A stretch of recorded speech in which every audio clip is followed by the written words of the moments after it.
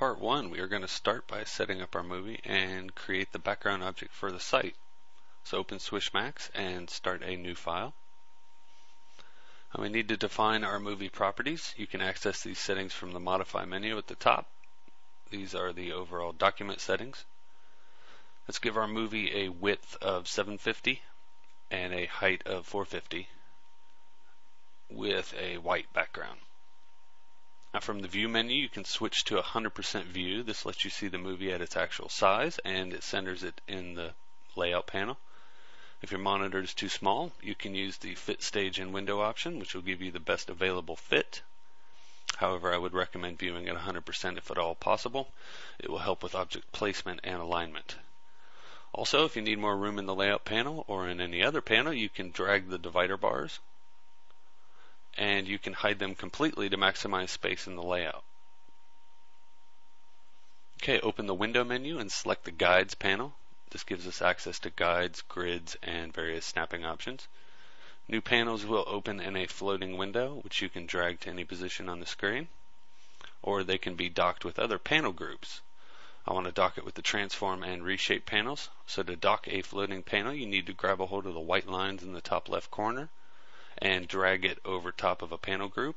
The outline will show you where it's going to go, and you pop it into place. Okay, let's turn on the grid and turn on grid snapping and set up a 10 by 10 grid. For the background of our site's interface, we're going to use a rounded rectangle, which is one of the auto shape tools. Now, if you hold down the auto shape tool for a second, it will show you all of the auto shapes. So select the rounded rectangle and draw on the stage from the top left corner to the bottom right corner of the movie. That's actually a bit bigger than we want, so you can fine-tune the object size on the Reshape panel. First, lock the transformation point to the top left. This will be the object's anchor point. And change the width to 740 and change the height to 440. This will give us some space around the object. Now switch to the selection tool and you can drag the green auto shape anchor. This controls different aspects of the auto shapes. For rounded rectangles, it controls the curvature of the rectangle's corners. If you want symmetrical corners, I think the best way to do that is to use the grid with snapping turned on, because the auto shape anchor snaps to the grid as well. So drag the anchor to the top left corner, then bring it down 2 grid spaces and over to the right 2 spaces. This will give us an even radius to our corners. On the Properties panel, you can name objects, which can be used just simply to help you easily identify it, or with the target option selected, this name would be used to target the object from ActionScript. I'm going to name this Main Back. You can call it Bob if you want, but it doesn't really help identify the object. Okay, now we can change the border and fill options for the shape. So let's change the border color to light gray, a hex color value of all 9s, and change the fill type to gradient. For gradients, you can select either linear or radial, and we want linear.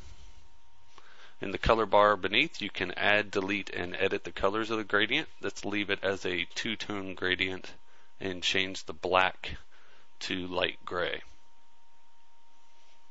Okay, open the Fill Transform options. In here, we can adjust the rotation of the gradient accurately. We want the darker color on the bottom, so we need to change the fill's rotation to -90 degrees. Okay, let's zoom out a bit so that we can see the handles. We'll select the Fill Transform tool and drag the top and bottom of the fill so that they align with the rectangle's borders. Okay, we can turn off the grid and snapping now. Okay, let's go to the Windows menu and open the Align panel, and we'll dock it alongside the Guides panel. Now, using the Align to drop-down menu, we'll set the alignment relative to the stage, and we'll center it horizontally and vertically. Okay, finally, use the File menu and select Save As. We'll save it into the SWiSH Max2 program folder inside the Samples Tutorials folder, and we'll name the file my site. Now we don't need to export the SWF file at this point, and if you want, you can turn off this dialog window so that it doesn't pop up the next time.